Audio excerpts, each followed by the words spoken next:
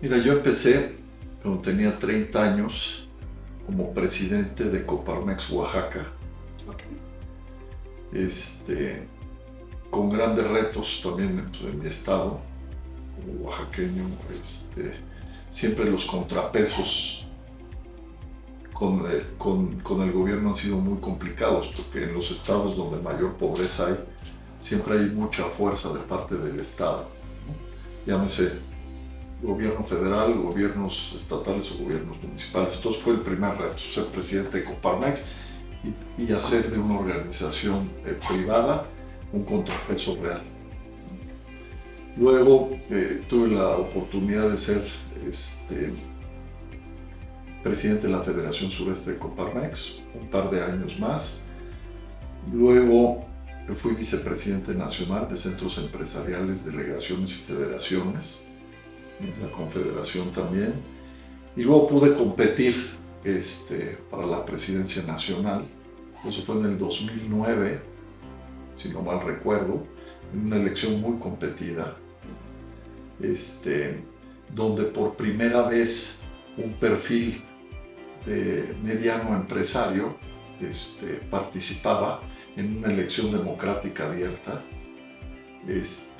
y tuvimos la oportunidad de ganar. Ganamos en ese momento con el respaldo de los centros empresariales, con el 75% del respaldo de los centros empresariales.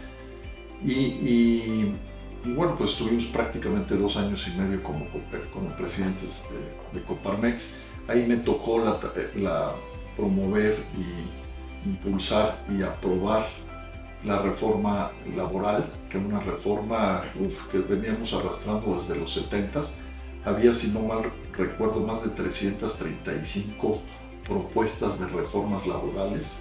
Pudimos hacer un ejercicio muy interesante con el gobierno de la República en ese tiempo, que era el gobierno del presidente Calderón, y con nuestros amigos y pares de líderes del sector social y sindical, y sacamos una reforma muy, muy buena. Y bueno, a partir de ahí, pues fueron estos prácticamente que fueron 14 años de participar de manera activa en las organizaciones empresariales, hasta que en el 2015 dejé el Consejo Coordinador Empresarial.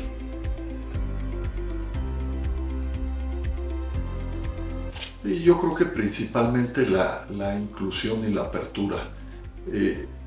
Yo fui una gente muy abierta que siempre he tratado de sumar. Entonces sumé con los liderazgos pasados, presentes y futuros. Tuvimos una apertura muy importante en el Consejo, donde invitamos a muchas organizaciones que habían estado relegadas y que eran muy importantes en la parte económica, en el peso económico del país.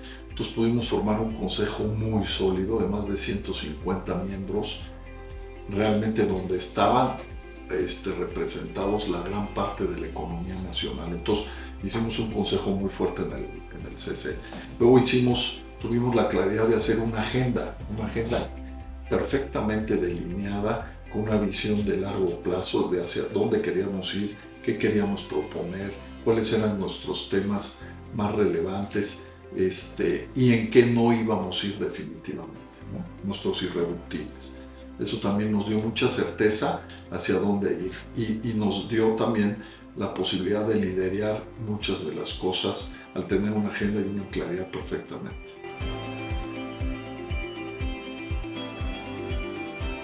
México tiene que volver a tomar un rumbo de Estado de Derecho, de realmente un compromiso por el combate a la inseguridad. Es uno de los temas que más lastiman y laceran a las personas y a las empresas, ¿no? Y realmente pues hoy tenemos el sexenio con mayores índices de inseguridad que hemos tenido en la historia de México. El tema del Estado de Derecho es fundamental, porque para que un país sea serio y nos vean con seriedad en el mundo, es muy importante que respetemos nuestros acuerdos, que esos compromisos de largo plazo que se generaron sean respetados. Hay muchas reformas que eran fundamentales y que le daban certidumbre a nuestro país, eso se tiene que retomar. Hay otras también, como la reforma educativa, que es fundamental. Si nosotros no vamos hacia una calidad de la educación para que nuestros niños y nuestros jóvenes tengan las herramientas necesarias y suficientes para un desarrollo pleno, va a ser muy difícil que tengamos un país justo, porque al final el mejor igualador que tiene un país es precisamente el acceso a la calidad de la educación. ¿Y qué quiere decir esto? Que independientemente de tu condición socioeconómica puedas tener acceso a la calidad de educación, y eso te va a hacer que sea un igualador para todos. Yo creo que respetar los acuerdos del TECMEC, eso es fundamental, ¿no? Porque respetar los acuerdos del TECMEC lo que nos hace es que vengan muchísimas inversiones a México. Luego generar condiciones precisamente para que las empresas se puedan instalar, y para que se instalen las empresas pues necesitan los insumos básicos competitivos, y ahí es obviamente petróleo, gas y electricidad, principalmente gas y electricidad.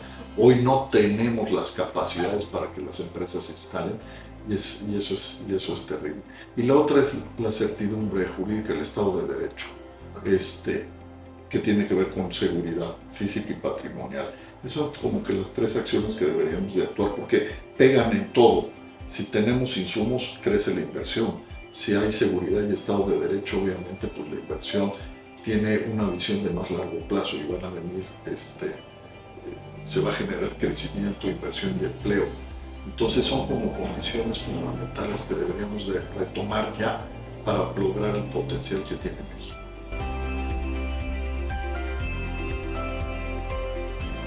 Yo lo primero que te diría es que el sector privado se tendría que organizar y generar una agenda muy clara de mediano y largo plazo. O sea, nosotros no podemos ser un actor pasivo, tenemos que ser un sector que proponga, que exija, que impulse, ¿no?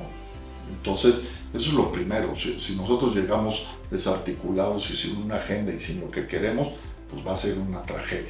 Y yo creo que ahí es uno de los retos que tenemos que hacer, hacer un ejercicio realmente serio de hacia dónde queremos ir en México.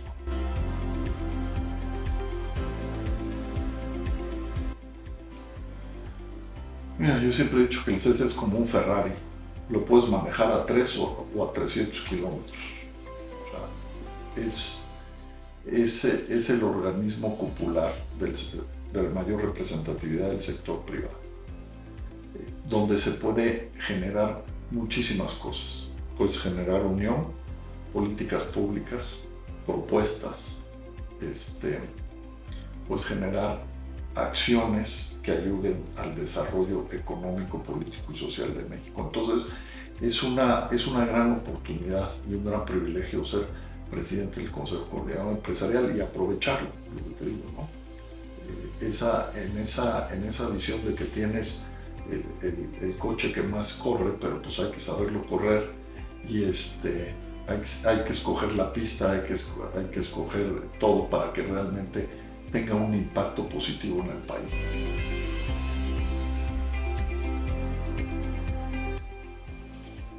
Pues yo creo que eso, ¿no? Mira, a mí me ayudó mucho venir de Oaxaca, porque Oaxaca es el estado más pobre de México, el segundo más pobre, ¿no? Depende de las mediciones.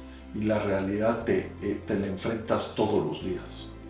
Pues yo nací, aunque nací en una familia, gracias a Dios, de privilegios, pues todo tu entorno es una realidad cotidiana, y eso ayuda mucho, te ayuda mucho a la sensibilidad, te ayuda mucho a conocer a tu país, a la realidad donde vives y a la responsabilidad que tienes que tener. Y yo creo que esa, en la parte humana, que es la que tú estás preguntando, pues ayuda mucho, ¿no? No vienes de un entorno donde nunca te topas con una realidad.